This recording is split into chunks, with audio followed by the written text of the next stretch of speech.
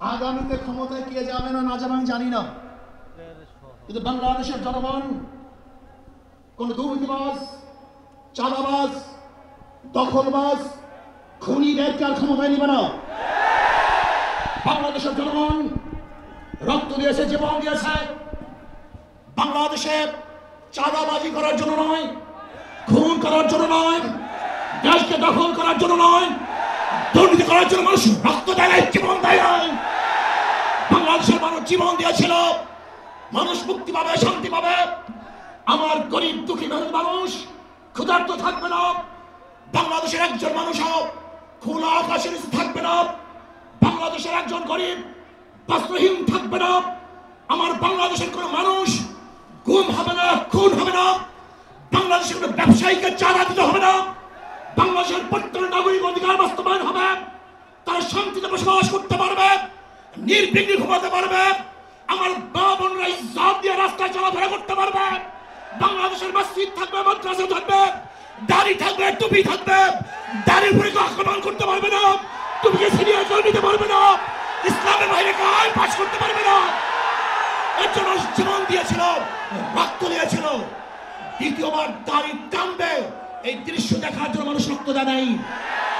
মৌলবাদের বিরুদ্ধে আঙ্গুল তুলবে, মৌলবা বলে গালি দিবে, আজকে টুপি দাড়িওয়ালাদের ক্ষমতায় যেতে দেবে না, এই স্লোগান শোনার জন্য মানুষ রক্ত দেয় নাই। এই দৃশ্য দেখার জন্য বুকের তাজা রক্ত জমিনে ঢেলে দিয়ে মানুষ শাহাদাত বরণ করে নাই, বরং বাংলাদেশের মানুষ শাহাদাত বরণ করেছিল এই জাতিকে মুক্তি দেওয়ার জন্য, কোরআন ও সুন্নাহর আইন বাস্তবায়ন করার জন্য। বাংলাদেশের মানুষ ওই ভারতের গোলামি করার জন্য রক্ত দেয় নাই। বাংলাদেশের মানুষ ভারত আমাদের দেশে কর্তৃত্ব নেতৃত্ব করবে, আমেরিকা আমাদের দেশে কর্তৃত্ব নেতৃত্ব করবে, এর জন্য বাংলাদেশের মানুষ জীবন দেয় নাই, রক্ত দেয় নাই। বাংলাদেশের মানুষ সাধন, তারা নিজেরা আইন প্রণয়ন করবে, নিজেরা সংসদ পরিচালিত করবে, তারা নিজেদের পায়ে দাঁড়াবে। বাংলাদেশের মানুষ জীবন দিতে পারে, কিন্তু কার গোলামি করতে পারে না। প্রিয় ভাইরা আমার, আমি বিশ্বাস করি আজকে মঞ্চে যারা আছেন, যদি আমরা মুনাফিকি না করি, মঞ্চে যারা আছে যদি মুনাফিকি না করি, মুখের এবং কাজের কথা যদি একসাথে থাকেন, মুখের সাথে কাজের যদি মিল থাকেন, আমি এই লক্ষ জনতার সামনে কসম করে বলতে পারি আগামীতে ক্ষমতায় যাবে ইসলাম, ক্ষমতায় যাবে ইসলাম।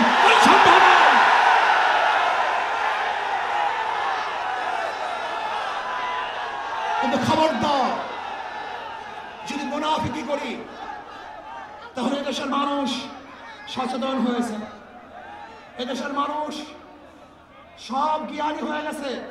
বিশ্বাস করবেন না, একজন রিক্সাওয়ালা, ঠেলাওয়ালা, কুলি মজদুরের বক্তব্য শুনলে আমরা আশ্চর্য হয়ে যাই বাংলাদেশের মানুষ কত সচেতন, তারা কত সচেতন হয়েছে। যদি আমরা মুনাফিকি না করি, যদি আমরা ঐক্যবদ্ধ থাকি, বাংলাদেশে একটা বাক্স ইসলামের নামে দিতে পারি। যেরকম আমেরিকা এবং ওই সারস ইসরায়েল ইরানের আক্রমণ করে ভেবেছিল মুহূর্তের মধ্যে নিশ্চিত করে দিবে, কিন্তু আক্রমণ করার পরে দেখেছে ইরানের গুহার থেকে কোথা থেকে বোম মিসাইল চলে আসছে। আমেরিকা এবং ইসরায়েল যেরকম অনুভব করতে পারে নাই, বাংলাদেশের বুকে যদি একটা বাক্স দেওয়া হয়, বাংলাদেশের ঘরের থেকে এমন মিসাইল বের হবে, এমন বোমা বের হবে, গোটা বাংলাদেশ থেকে, গোটা দুনিয়া থেকে ইসলামের দুশ্মনকে ধ্বংস হবে ইনশাআল্লাহ। ঐক্য হন, মুনাফিকি করবেন না, একসাথ হন, ঐক্যবদ্ধ হন। এইটা আমার মেসেজ থাকবে। যদি ঐক্যবদ্ধ ভাবে ক্ষমতার লোভকে সংবরণ করে আমি ক্ষমতায় যেতে চাই না, ইসলামকে ক্ষমতায় নিতে চাই। আমি ক্ষমতায় চাইতে চাই না, কোরআন ও সুন্নাহকে ক্ষমতায় নিতে চাই। যদি আদর্শ লালন করেন, এই নীতি আদর্শ যদি গ্রহণ করেন, ইনশাআল্লাহ নাসরুম মিনাল্লাহি ফাতহুম করিব, অবশ্যই সাবিরিন। সেই দিন আসতেছে, আমি দেখতেছি, মনে হয় আমার চোখের সামনে আমি দেখতেছি ওই সংসদের মধ্যে কলেমার কথা হবে, কোরআন ও সুন্নাহর কথা হবে, লা ইলাহা ইল্লাল্লাহ উচ্চারিত হবে।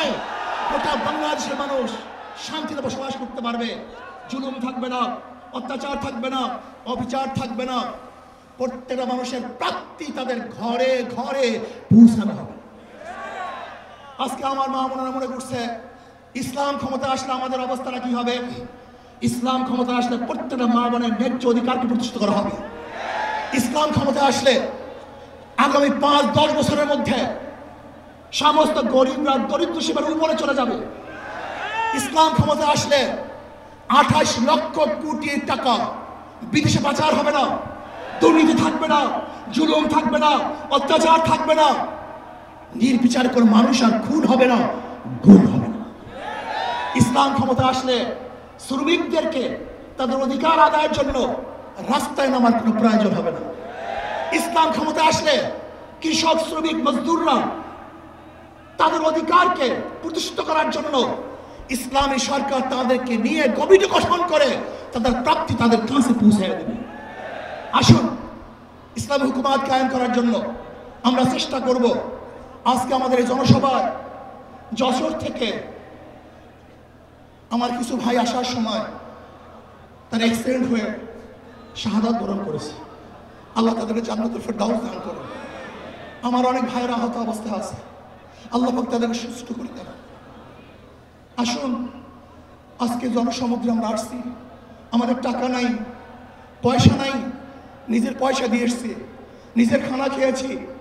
এই জাতিকে, এই দলকে, এই কাফেলাকে গোটা দুনিয়ার কোনো প্রশক্তি পরাজয় করতে পারবে না, থামিয়ে রাখতে পারবে না। অবশ্যই ইনশাআল্লাহ আমরা বিজয় হব। আল্লাহ আমাকে এবং সবাইকে ইসলাম হুকুমাত কায়েম করার তৌফিক দান করেন। আমা আলাইনা ইল্লাল বালাগ। আসসালামু আলাইকুম ওয়া রাহমাতুল্লাহি ওয়া বারাকাতুহু।